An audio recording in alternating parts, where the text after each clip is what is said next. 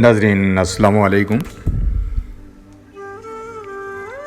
गुज़श्ता तकरीबन 10 साल तो असां तुसां की दसने हैं बे तुसां नाल लटाया च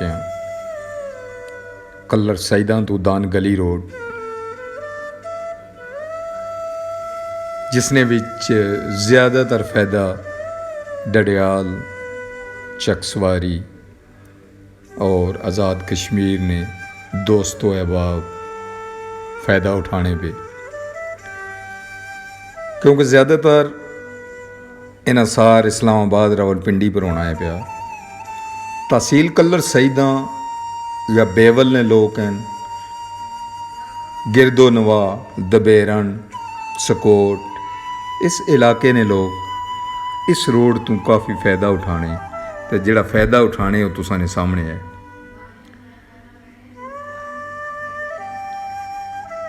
शहीद खाकान अब्बासी साबका वज़ीर आज़म मरी नाल उन्होंने तल्लक है। 35 साल साढ़े पर मसलत रहे हैं माशाअल्लाह। 7 सर्वे कराए उन्होंने, तो सर्वे विच ही उन्होंने 35 साल गुजरी गए।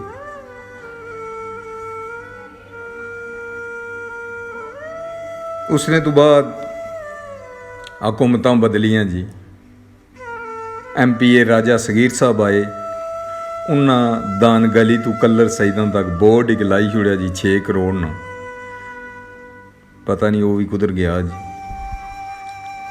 साड़ा मतलब किसी की हिट करना नहीं है, बल्कि असानी सहूलियात जिहड़ा साड़ा राइट बनना है, जिहड़ा हक बनना है, जिहड़े असां नुमाइंदे भेजने आ उन्होंने तल्लक PTI नाल सा। PTI को उन्हें फंड कहते बड़े उन्हें कम कराए, खास करी लोगों ने बेड़े पक्के किए ने। लेकिन चलो हूँ गुजरी गया, तो बार बार खरीदने नाल कोई गल नहीं होनी है। साड़ी लड़ाई कदे भी शख्सी या किसी ने तहजीक नहीं करना कि असा किसी ने बेइज्जती करिए, ऐसा ना करी सकने। व तो इज़्ज़ो मंतशा व तो ज़िल्लो मंतशा, ये गल नहीं होनी है कि असा किसी की हूँ बार बार आखिए कि असा किसी की बेइज्जती कर रहे हैं। तो ना इस तरह नहीं होना है। इज़्ज़त भी अल्लाह ने ज़ात, यानी कुल्ले शैन कदीर, तमाम चीज़ों पर कुदरत, तमाम जितने जहान हैं, तो असा तो अशरफुल मखलूकात हैं जी। उसने तो बाद राजा परवेज़ अशरफ साहब साबका वज़ीर आज़म और मौजूदा स्पीकर कौमी असम्बली, उन्होंने एंट्री हुई है जी। 3 सर्वे वो कराई चुके हैं। तो साढ़े जोड़े पीपल्स पार्टी ने दोस्त थे जी, उन्हें काफ़ी सारे ढोल शोल भी बजाए। असां की बड़ी खुशी सी कि राजा साहब जिस तरह आपने भरे हल्के विच कम कराए से साढ़े भी करा सन। जिस देड़े इलैक्शन सा वोटिंग होनी सी 17 तारीख, वो देड़े भी 2 जणियां कोई चाहे से कोई ये जे मेरा ख्याल वो अपनों ही कोई लथे से कोई समझ नहीं लगनी सी भी कि उन्होंने कह चाया सा। तो लकीर भी जो क्रॉस मारने से भी सुर्ख, ये उन्होंने 3 सर्वे सा, वो भी हो चुकया। हालत हूँ तुसा तकोगे इतना बंदा पैदल गुजरी सकना नहीं। किस चीज़ें नहीं असा वोट देने हैं भी। साली वोट असा आने पार मावा या तो रार चाचा या तो असा दोए जड़ा ना एक दूए कड़कियां तकी, तो इसने तो फायदा कौन उठाना पिया। और खुदा ने बंदे हुए रोडां भी बनसन त्रुटसन, कॉलेज मंगो, कॉलेज बनवाओ, पोस्ट ग्रेजुएट कॉलेज बनवाओ। इन लोगों तुसां की शऊर नहीं देना। ये लोग नहीं चाहने पे कि तुसां ने बच्चे तालीम हासिल करन।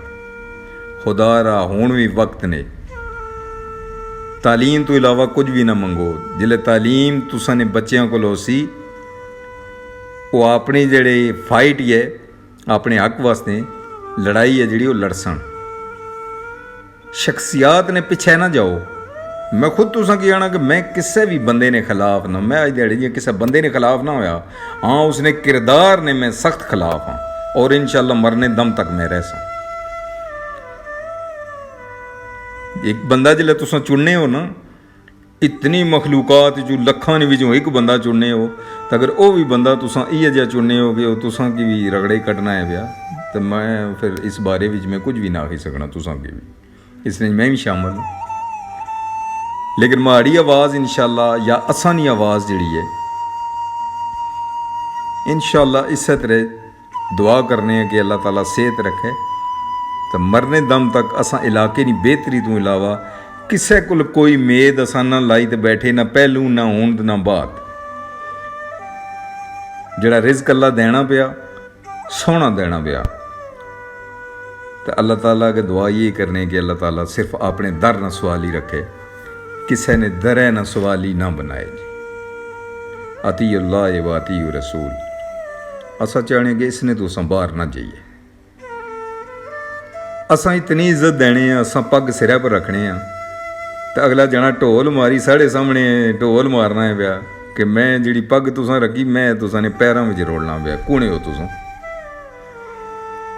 इसें सू बचो सारे पाकिस्तान वास्ते निकलो सारे असां सारियां अपने अपने इलाके की बेहतरी वास्ते असां निकलना है असां ज़ाती जंग नहीं है असां पाकिस्तान की जंग है तो इंशाअल्लाह असां ये पाकिस्तान की जंग लड़ने पे तो लड़ने रहसां जिथे कल्यों खाली हथ खड़ा करना पिया उत्थे भी खड़ा करसां इंशाअल्लाह